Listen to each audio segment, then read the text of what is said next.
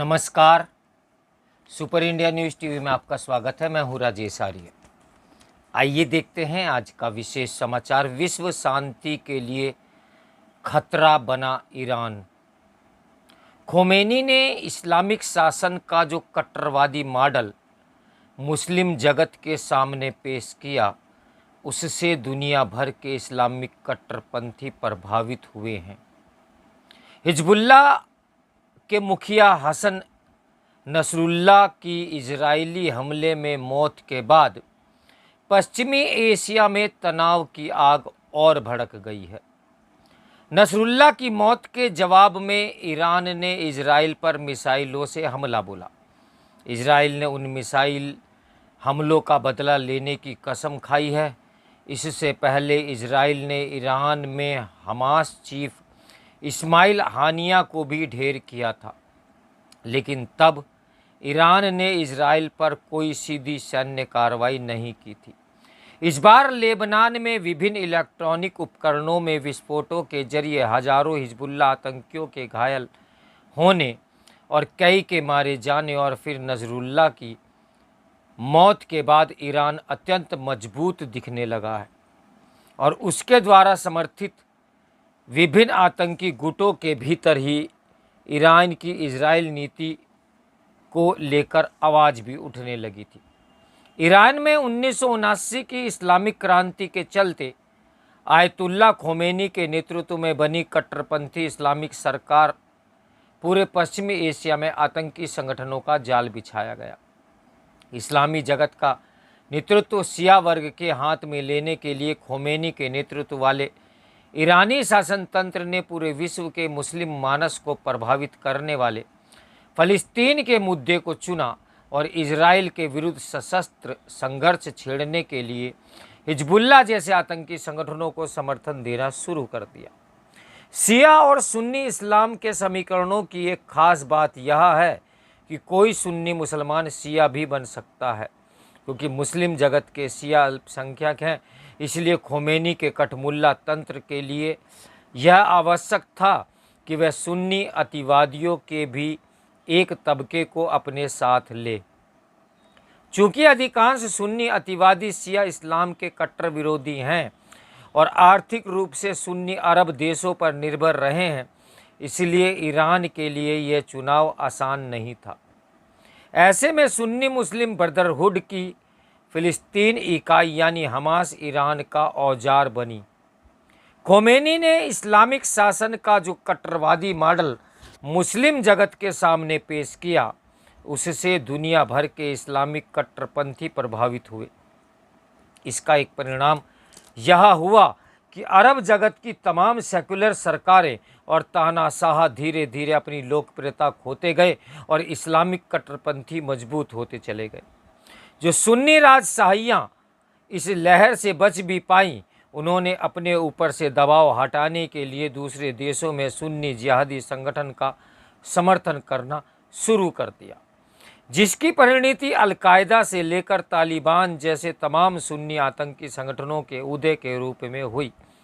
अफगानिस्तान की तालिबान सरकार तो खोमेनी के कठमुल्ला शासन का सुन्नी संस्करण ही थी। तालिबान सरकार के 1996 में सत्ता में आने पर उसे 3 देशों से ही मान्यता मिली। पहला सऊदी अरब, संयुक्त अरब अमीरात और पाकिस्तान।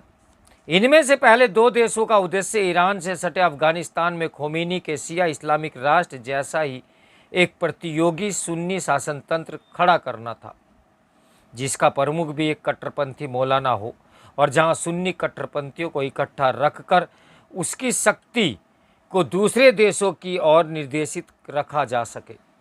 खोमेनी की इस्लामिक क्रांति का एक और प्रभाव यह भी हुआ कि दुनिया भर के अशांत मुस्लिम क्षेत्रों के लोगों को लगा कि हिंसा के माध्यम से सत्ता को पलटा जा सकता है।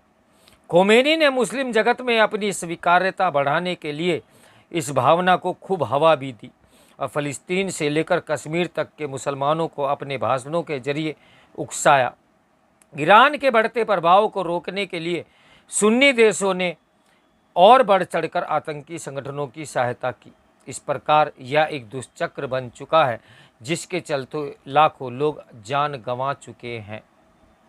भारत के ईरान के साथ संबंध ठीक ठाक ही रहे हैं और सुन्नी पाकिस्तान को काबू में रखने के लिए दोनों देशों ने कई स्तरों पर साथ काम भी किया है, लेकिन ईरान की ओर से ये संबंध बस यहीं तक सीमित रहे।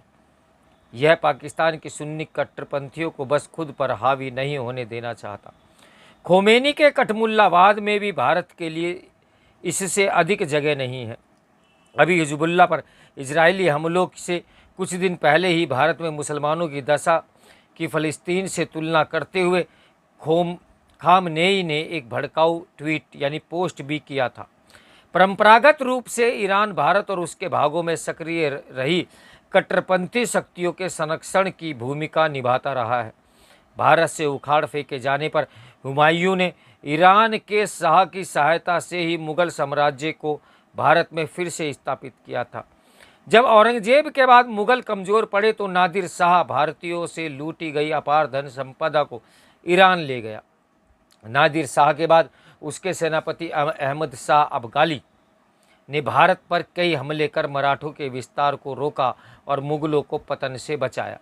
कम ही लोग जानते हैं कि 1971 के बाद भारत पाकिस्तान युद्ध से पहले ईरान के शाह ने कराची बंदरगाह की रक्षा के लिए पाकिस्तान से गुप्त समझौता भी कर रखा था। भारत को यह संदेश भी भिजवाया गया था कि अगर उसने पश्चिमी पाकिस्तान पर हमला किया तो ईरानी फौजें आगे बढ़कर पाकिस्तान की रक्षा करेंगी। बलूचिस्तान के एक हिस्से पर कब्जा जमाए बैठा ईरान पाकिस्तान की तरह ही उसके स्वतंत्रता आंदोलन का निर्ममता से दमन करता आया है। ईरान को परमाणु तकनीक उपलब्ध कराने में भी पाकिस्तान के कुख्यात परमाणु वैज्ञानिक एक्यू खान का हाथ रहा है।